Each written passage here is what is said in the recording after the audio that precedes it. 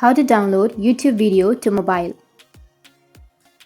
So if you want to download YouTube video on your mobile, then first you need to open up your YouTube application. Make sure that you have a stable internet connection. Now once you open up your YouTube, just simply go with song, any song that you're comfortable with. You can just go with the right side, which has that three dots, bottom right. And here you will have an option to download the video. But if you don't get the download option from the outside, what you can do is just simply tap and open up that video.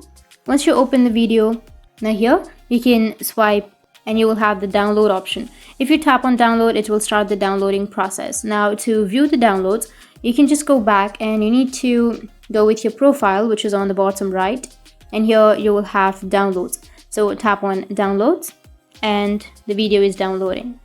After downloading the video, without the internet connection, you'll be able to watch the video.